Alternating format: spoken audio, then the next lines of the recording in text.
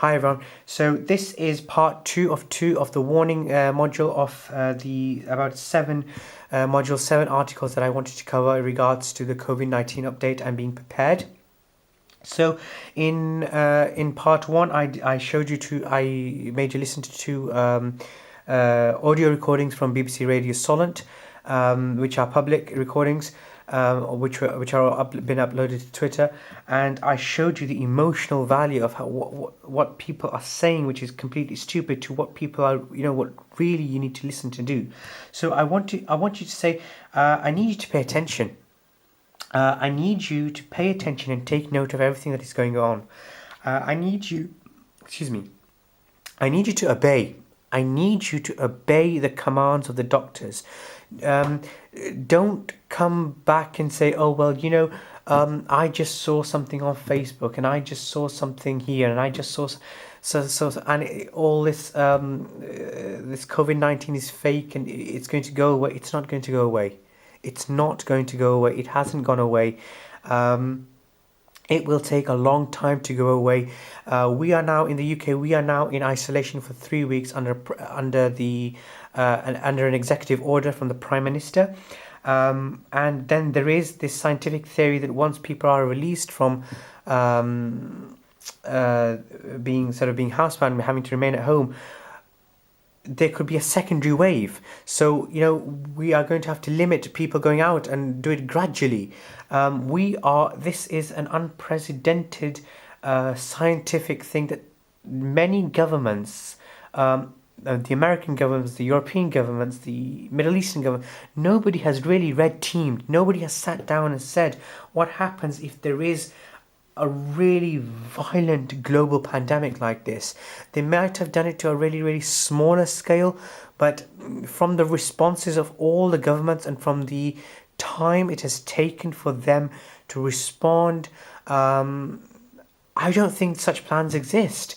The United Kingdom Civil Aviation Authority really did, frankly, nothing for air traffic coming into the United Kingdom.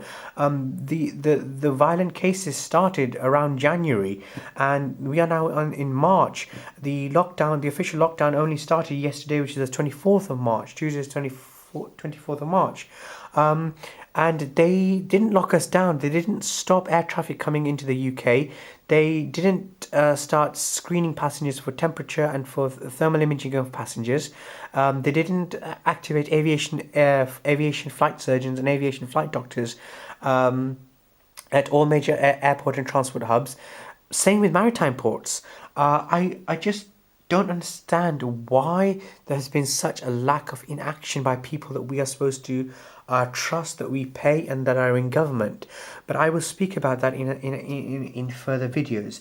But one thing I want to say and one thing I want to do is that none of these videos are here to blame anybody. I'm not a blamer.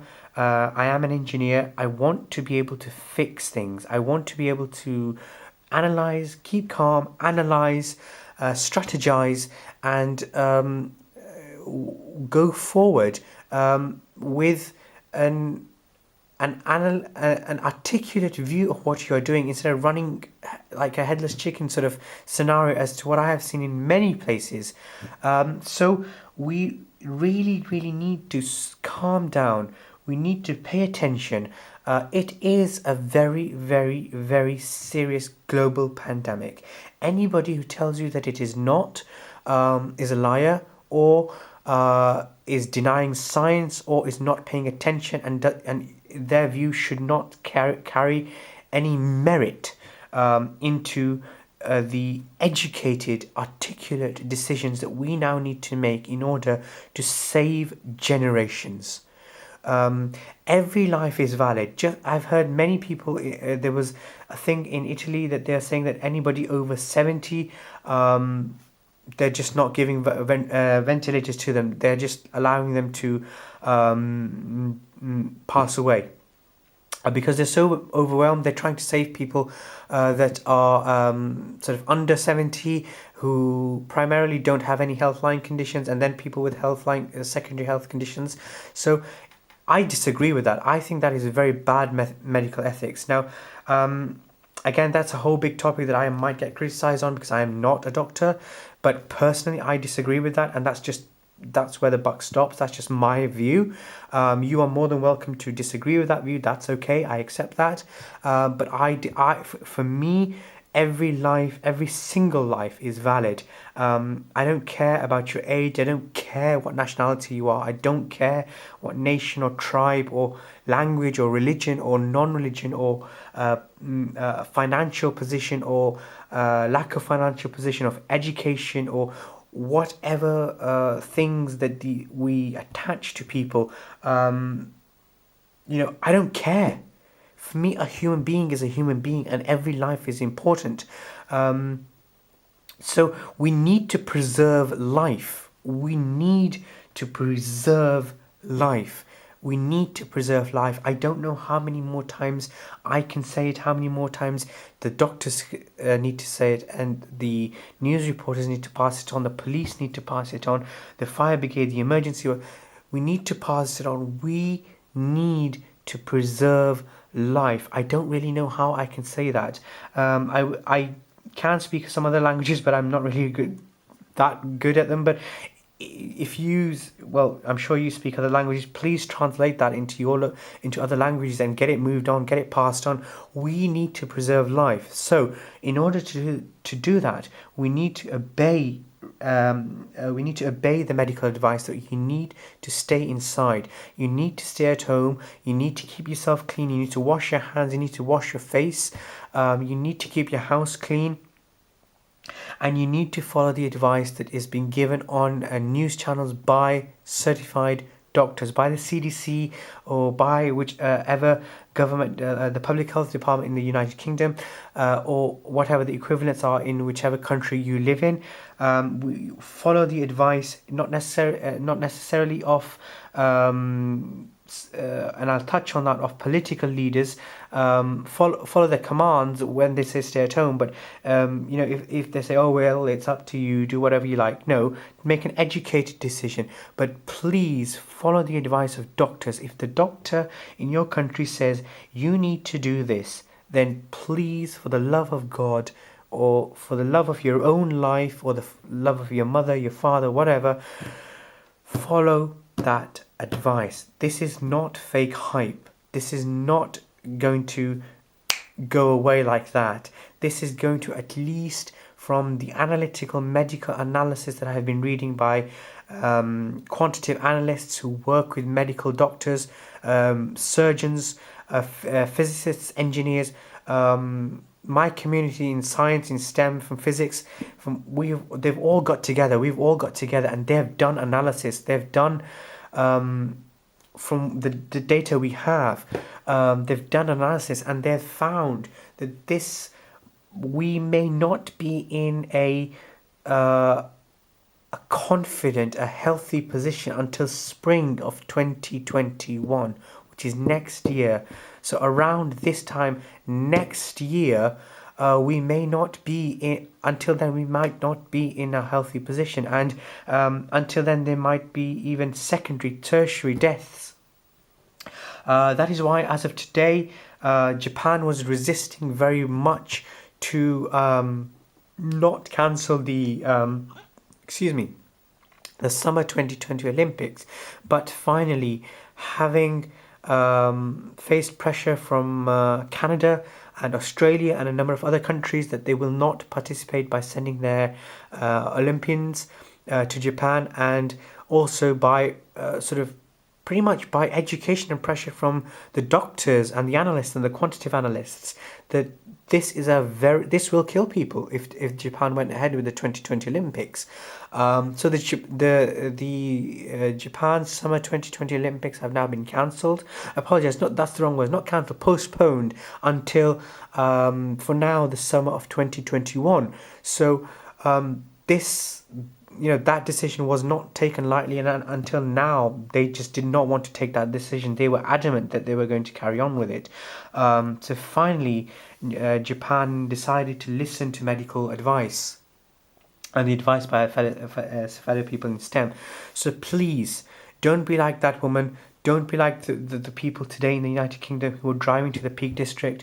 Don't be like the people who were holding a barbecue party on Monday night or Tuesday night and the police had to go in. Don't be like the people who are insulting police officers and spitting at police officers. Yeah, people are spitting at police officers. People are trying to wind up police officers.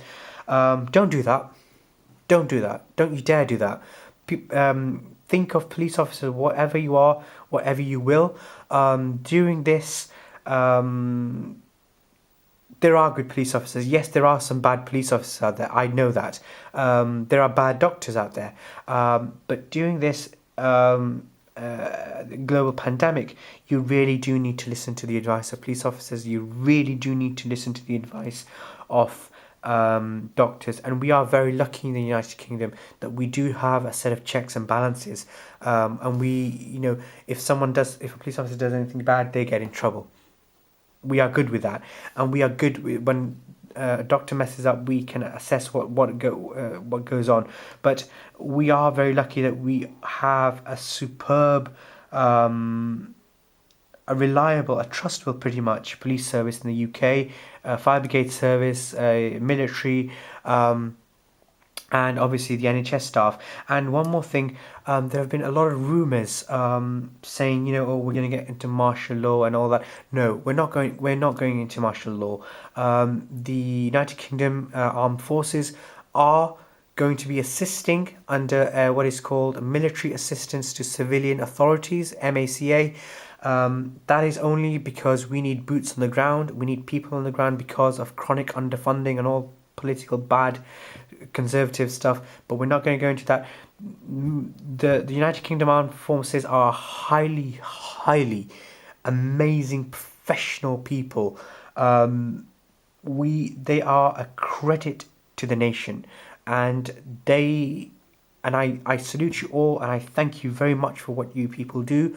And to all the fake rumours out there, there were some fake rumours. I think they have gone away at the moment, and I hope they stay away. That the United Kingdom, the UK Armed Forces, all branches, there might be a martial law or something declared on UK soil. No, there's not going to be. The military are alike in terms of all civilian emergencies. Different specialities of the military do help out. For example, during terrorist attacks, the